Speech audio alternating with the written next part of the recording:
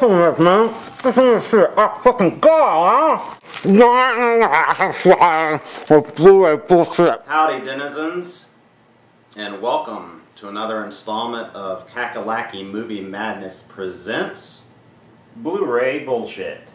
Blu-ray bullshit, where we shoot the shit about Blu-rays. And this week we're going to shoot the shit about the Crazies, which was just released last Tuesday. But before we get to that, I'd like to announce our first official contest, or drawing actually. And the way this works is you need to first subscribe, and second, leave a comment below letting us know that you subscribed and that you want to be entered into the contest. If you're already one of our subscribers, and by the way, thank you to all of our subscribers, then just, let us know down here that you've already subbed and you want to be entered into the drawing.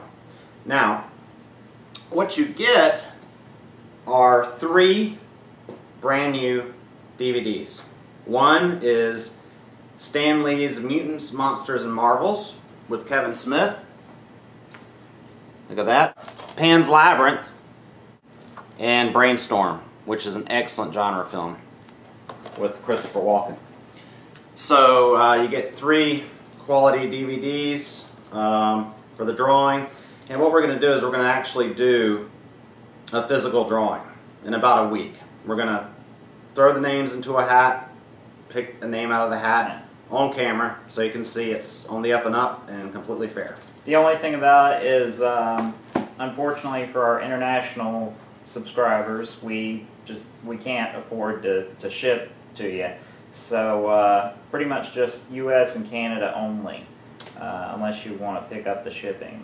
Yeah, I mean, unfortunately, there's a lot of UK YouTubers that I love, but if you guys can figure out a way to get the shipping, pay for it, we'd be more than happy to send it. But Okay, so on to the movie. As you said, just released last Tuesday.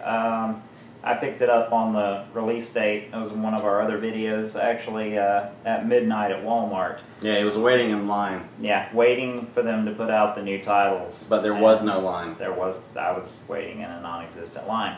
So it's comes in normal, standard old school Blu-ray case. It's like it's encoded an average of 30 megabits per second. Dolby True HD, actually Dolby Digital PCM, so lossless sound there. And it's a 240:1 aspect ratio. First off, just general impressions of the movie itself. I have the original George Romero version, and it's rare that remakes surpass the original. This is an exception to that rule.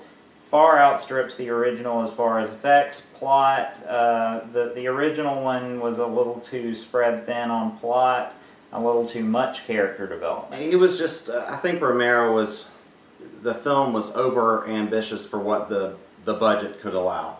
As I said, this really kicks the original's ass, and this was also done on a low budget, and interestingly enough, it was filmed fairly close to here in Georgia.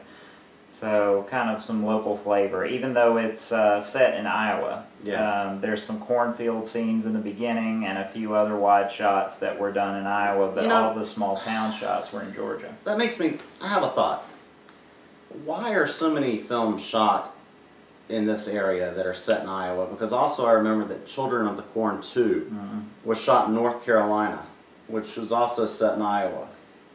I don't understand that either. I mean, it's apples and oranges. The landscape has nothing in common. And Zombieland was filmed in Georgia too, so I think it's just cheap and they can make it work. On to the picture quality and whatnot on the disc.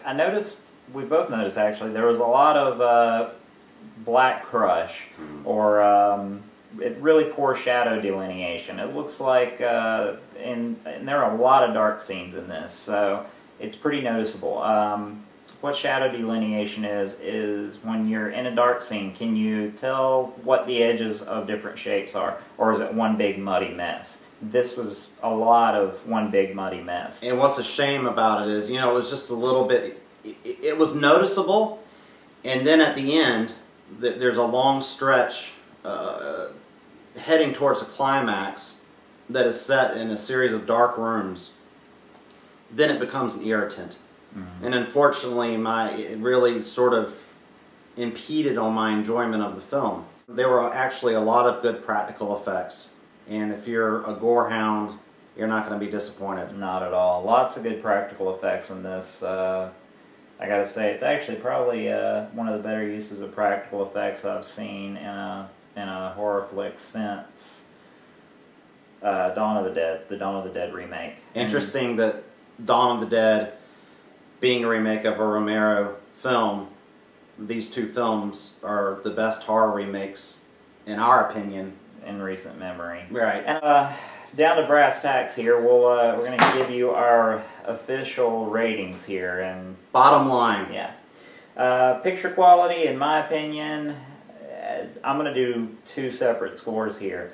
Overall, I'll give it a 4. Black scenes, I'll give it a 2.5, just because of the crushing. Audio was a solid 4. It was a little it was a little front heavy, but there were some nice ambient sounds in the satellites. What about you? I give the movie overall a good 3.5.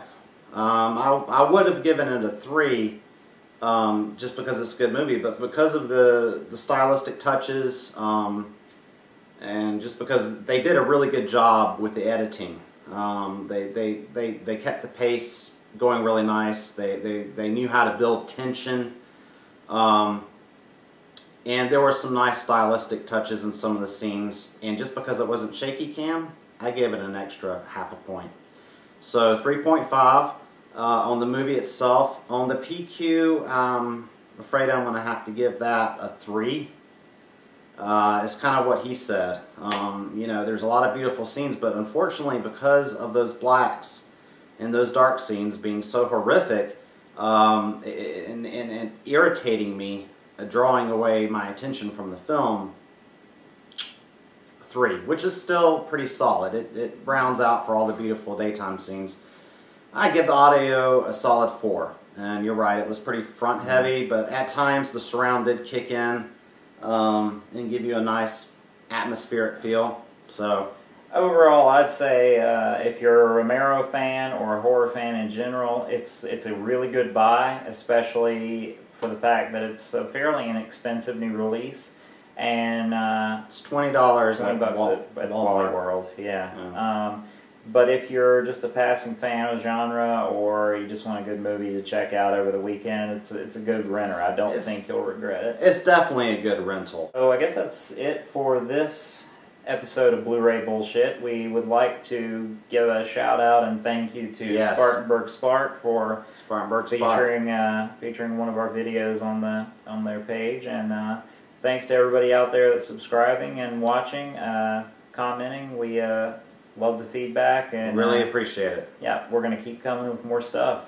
So have a great week. Kakalaki. Movie. Madness. Blu-ray. Bullshit. Kakalaki. Movie. Madness. Blu-ray. Bullshit. Madness. Madness. Madness! Kakalaki Movie Madness. Blu-ray Bullshit. Blu-ray Bullshit on Kakalaki Movie Madness.